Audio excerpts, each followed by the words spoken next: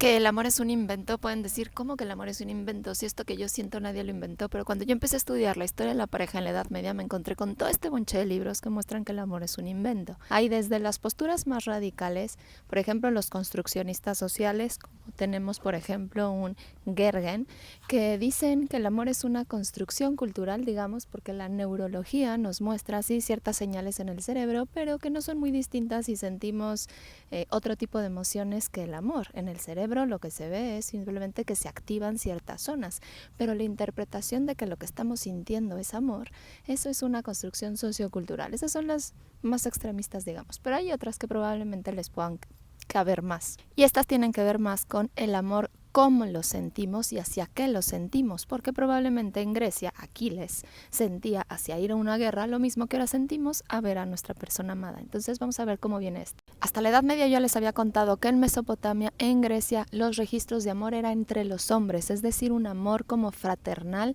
de lealtad, donde se lloraba por la muerte del mejor amigo, por ejemplo, pero no había registros de amor entre las parejas heterosexuales. El matrimonio surge como un asunto económico, simplemente para poder preservar los bienes. También les había hablado del amor entre parejas homosexuales, tanto hombres como mujeres en Grecia, pero ese amor del que se habla y también cuando se enamoran de la mujer, tiene más que ver con un enamoramiento, tiene más que ver algo que sienten como un deseo sexual y que tiene que ver con la atracción, no con el amor que conocemos hoy en día. En los textos de la Edad Media empieza a surgir lo que se conoce como el amor cortés. Ibn Hazm de Córdoba, en España, tiene un libro que es El collar de la paloma, que nos deja ver parte de esto. Digamos que es el primer texto donde se registra el amor como una unión entre almas. Tampoco tiene que ver con el amor cristiano que se hace por el bien al prójimo. Sin embargo, solo por escuchar hablar de la amada uno puede sentir este tipo de amor. En el siglo XI al sur de Francia, acuérdense que todo esto está en mi blog, escrito con detalles, con mucha más información, con todos los textos, los nombres de los libros, de los autores, si los pronuncié mal,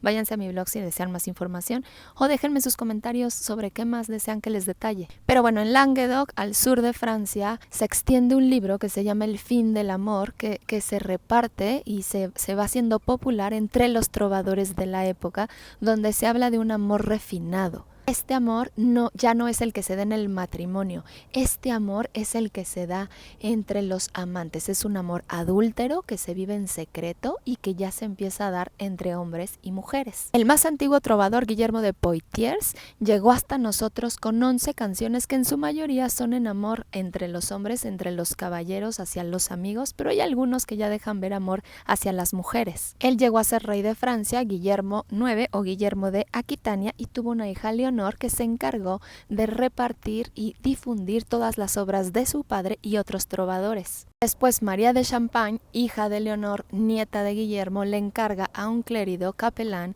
que escriba el Tratado del Amor Cortés. Consta de 3 partes, las 2 primeras enseñan el arte del amor y la última enseña los peligros del amor.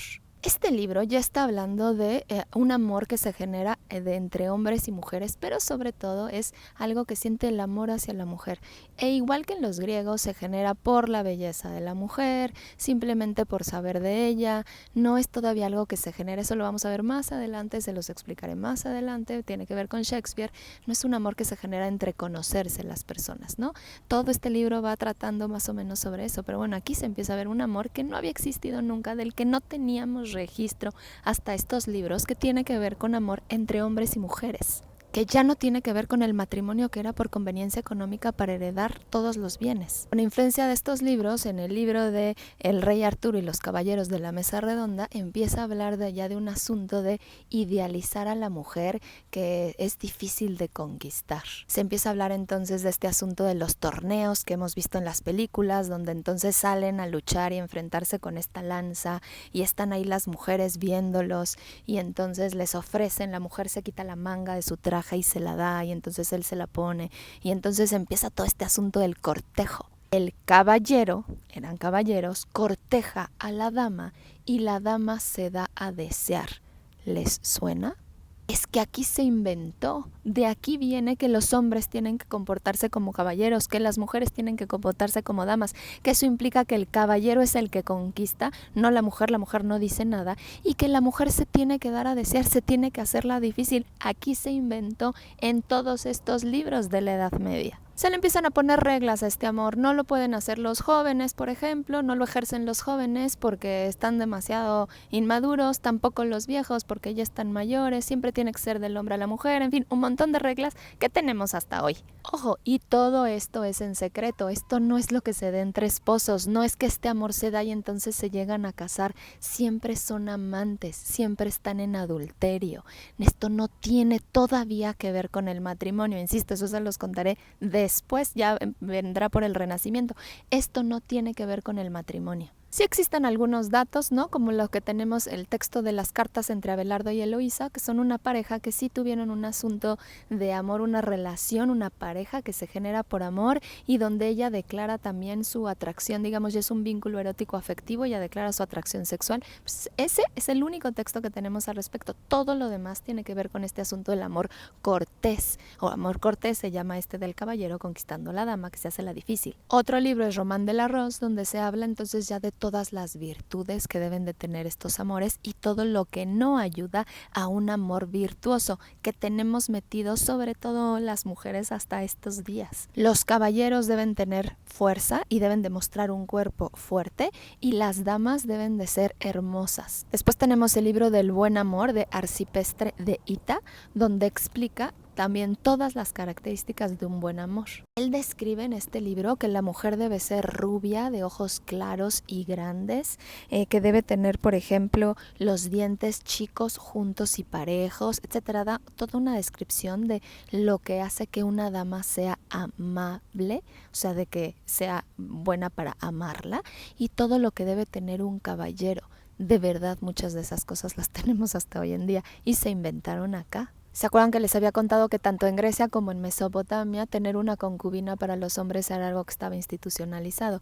Pero después Agustín de Hipona, en el Concilio de Toledo del año 400, empieza a excomulgar a los hombres que tienen concubinas. Entonces todo esto del amor cortés se empieza a vivir en secreto. Hay unos textos en Francia que se llaman los Fabiloques, como se pronuncien, donde sí hay asuntos sexuales, donde sí se manifiesta, pero son los únicos textos y no estuvieron tan difundidos, de hecho yo no los pude conseguir, no estuvieron tan difundidos como todos estos libros que hablan sobre el amor cortés. Tenemos a Dante en la Divina Comedia, donde manda a Beatriz al cielo porque tiene que ver con todas estas acciones, digamos, del buen amor cortés, y a quien manda al infierno tiene que ver porque no tuvo estos comportamientos. Pero también tenemos historias como el Decamerón, por ejemplo, donde las damas no son vírgenes y buscan el placer sexual.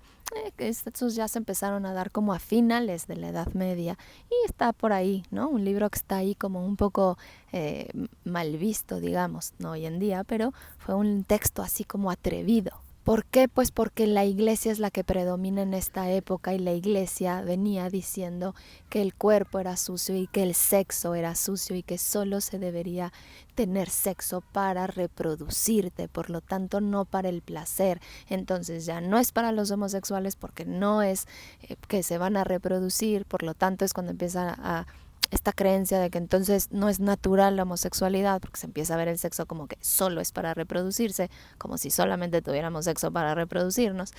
Pero bueno, se empieza a decir todo este discurso y además se empieza a decir cuál es el amor correcto. Entonces, como la iglesia se mete en todo esto, todo lo demás se empieza a esconder y entonces es entre amantes. Los esposos siguen haciéndolo por un asunto económico, solamente tienen sexo para reproducirse, y el sexo por placer lo tienen en el adulterio. Pueden leer a Rochemont, que es una joya donde habla sobre el amor y Occidente, y van a encontrar todo esto que les estoy diciendo. Déjenme saber si les pareció interesante, déjenme saber sobre qué más asuntos sobre la historia de la pareja les gustaría. Yo estoy avanzando desde Mesopotamia y voy a llegar hasta hoy en día, y todo lo que podemos ver poco a poco son videos de 10 minutos. Gracias.